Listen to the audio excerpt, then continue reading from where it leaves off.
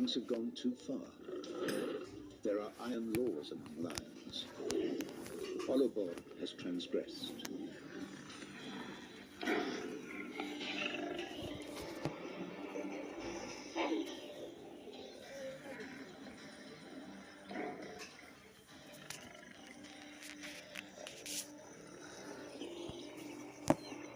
He's mauled to within an inch of his life. He'll be out of circulation for months.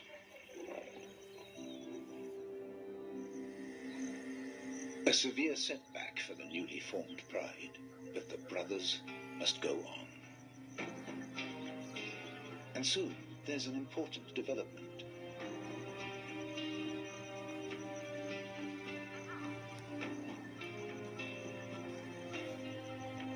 The wildebeest migration streams through the territory, bringing relief from the precarious dependency on buffalo.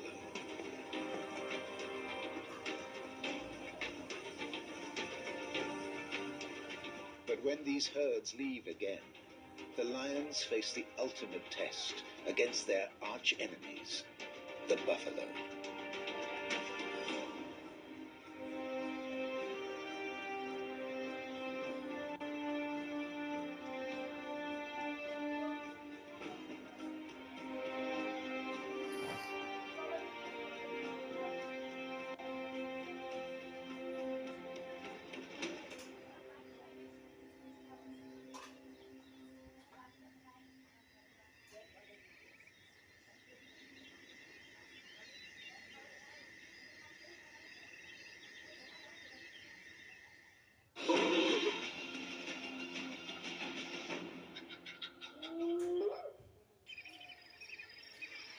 By quickly consuming rotting carcasses, vultures prevent the spread of disease amongst other animals,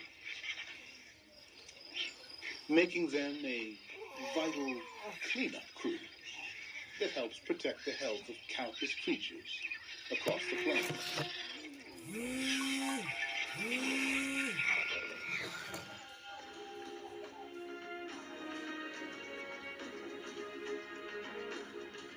By August, the wildebeest are almost home.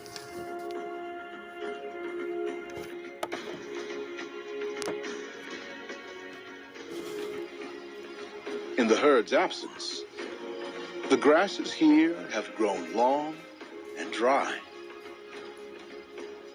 making it the ideal spot for predators to hide,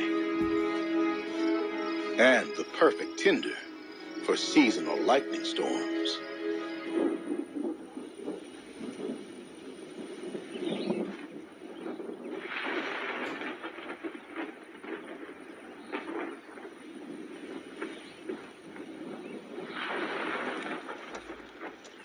Fire has always played an important role in the Serengeti. When herds are small, grasses are left to grow, and large parts of the Serengeti burn. But when the herds swell in number, they keep the grasses short, decreasing the risk of fire starting. Fire isn't always bad, though, as it allows new grass shoots to grow, offering the herd a fresh treat before they face their final obstacle. The infamous Mara River.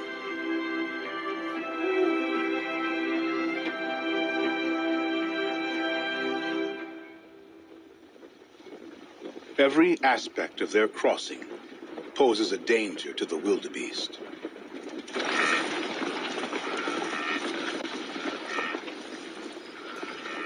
The banks are steep, and the river has fast, treacherous currents.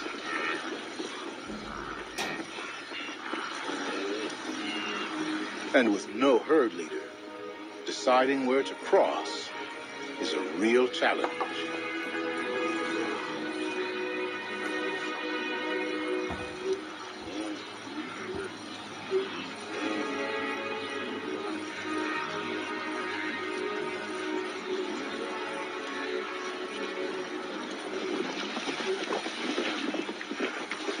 For many of the calves, this is the first time they've seen a river,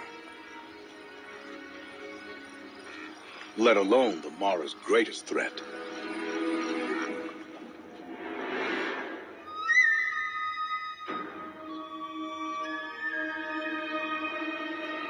Nile crocodiles have been waiting 6 months for this peace to arrive. It's worth the wait. A single feed can sustain a crocodile for months.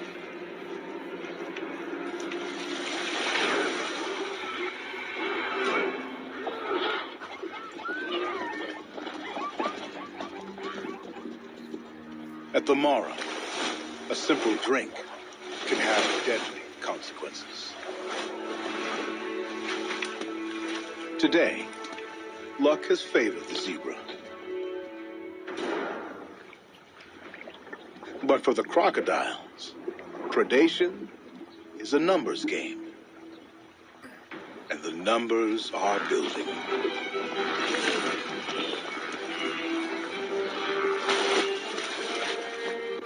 With a single animal, the dam finally breaks, unleashing a torrent of wildebeest.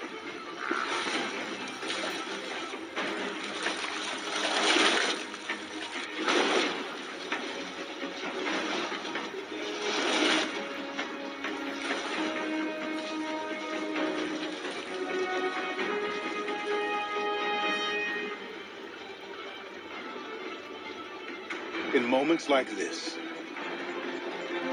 up to 50,000 wildebeest might cross in one go.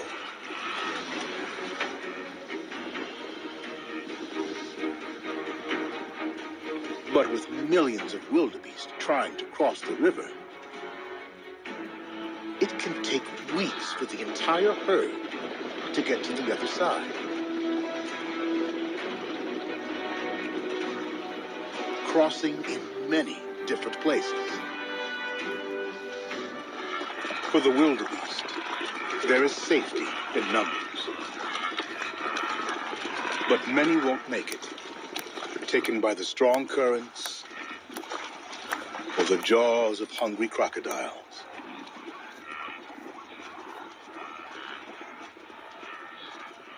But the vast majority will make it. Home at last, on the northern plains, where the grass is plentiful.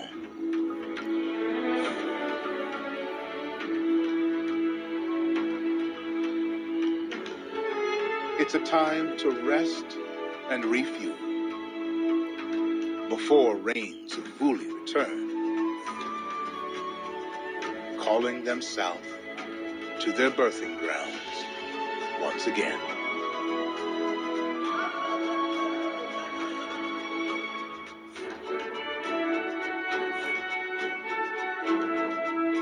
The migration is an epic odyssey that not only ensures the herd's own survival, but helps maintain the entire Serengeti ecosystem. It is an ecosystem in which every animal is connected. From the largest to the smallest. Each plays an important role.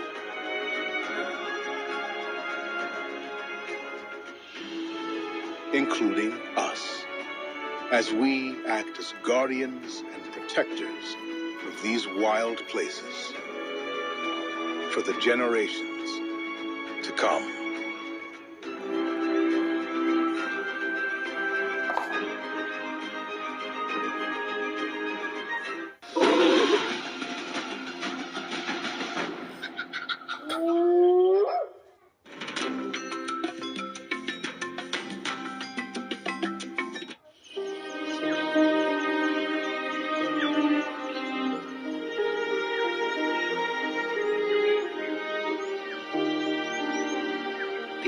African savannas.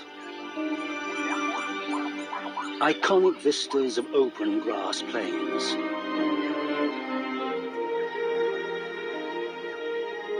Populated by distinctive wild herds.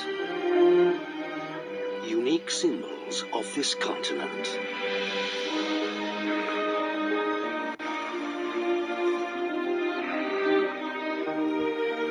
A tough landscape.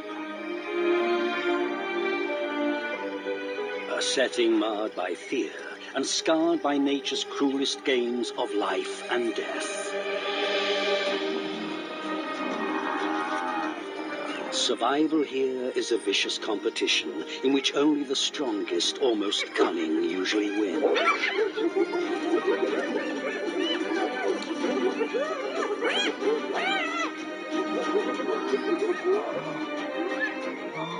But there is much more to the African savannas than predator and prey. Their soil is a foothold for some of the continent's most remarkable trees. Trees that man has given the important title trees of life, because they provide the inhabitants of Africa with two fundamentals, food and shelter.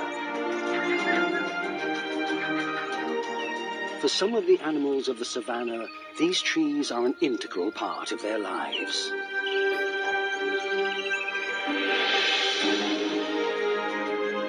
This tree of life is the marula.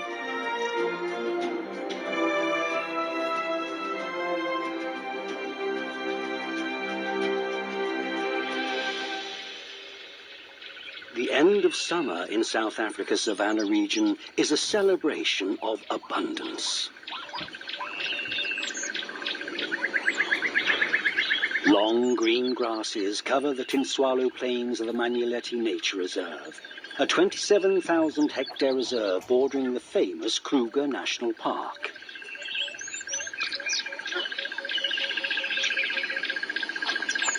Trees and bushes produce an endless supply of ripe fruits, which the climbers pick from the branches.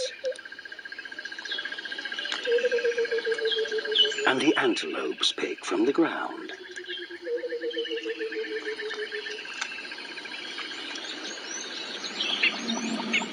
Huge herds don't move far to find food. Grass and water are found everywhere.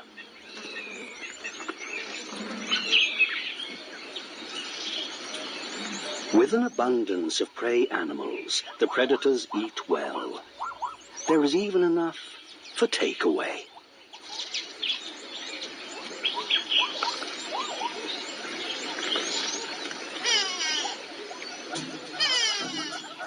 The local coalition of cheetah brothers keep an eye on the herbivores.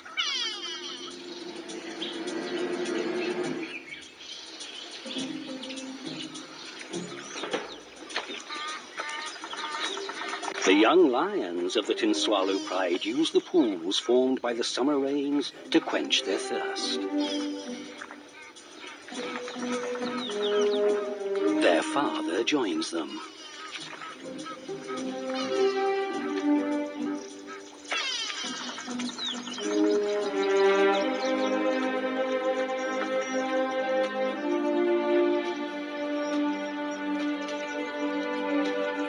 The resident male leopard scouts his territory meticulously.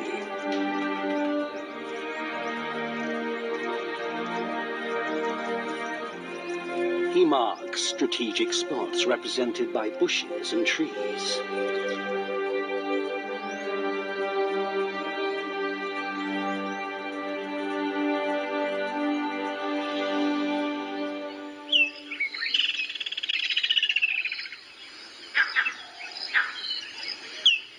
Marula trees are topped by a thick canopy of foliage.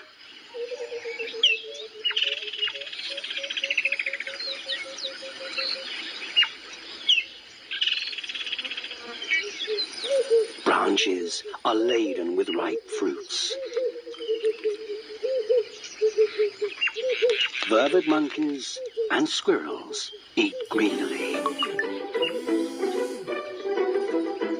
They are methodical in taking their meal. The thick peel is discarded with expert precision. The juicy flesh, rich in vitamin C, is eaten with relish. After the pig is spotlessly cleaned, the squirrel cracks it open and eats the protein and oil-rich nut inside. For the little rodent, a marula fruit is a 3-course meal all in one. But the squirrel only weighs 1 kilogram. A 3-ton elephant needs to eat much more. And in late summer, the marula tree provides with abundance.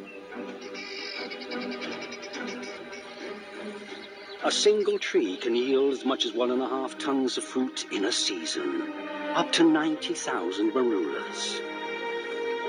With this plenitude, the elephant can afford to be choosy. He prefers the green fruits hanging in the tree. A powerful headbutt loosens the ripe ones. One by one, he picks them off the ground. He needs to eat as much as 6% of his own weight each day, and it takes all day and part of the night to eat almost 170 kilograms of fruits, grasses, and leaves.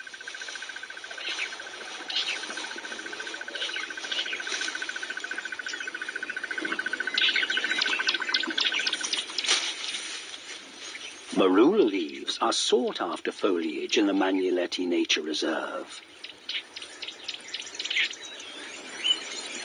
The elephant picks just a few branches. But an army of caterpillars can destroy an entire canopy.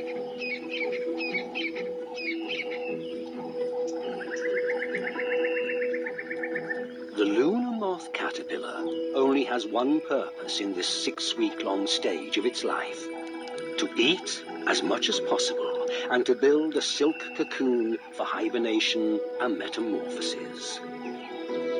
In a month and a half, it supersizes from a pinhead at birth to a fat 10-centimeter long worm.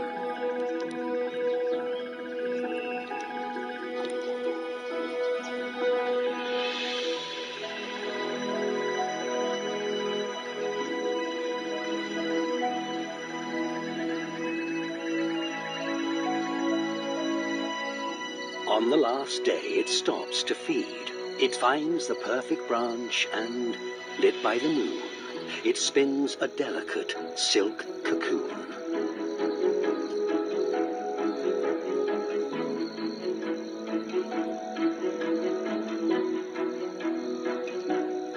The caterpillar labors all night, instinctively knowing how to build the perfect chamber, which it would occupy through winter.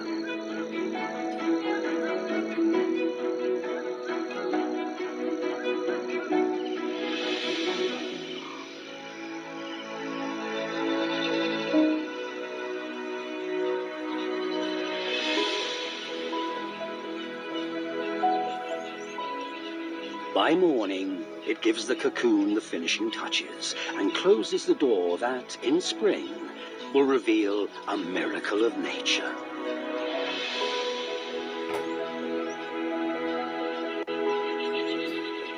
During the winter months to come, the caterpillar will slowly transform into a beautiful moth, one of nature's most startling metamorphoses.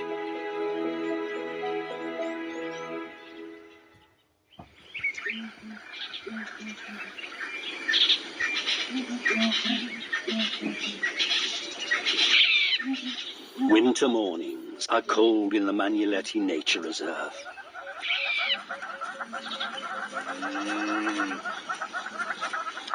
The buffaloes are on the move.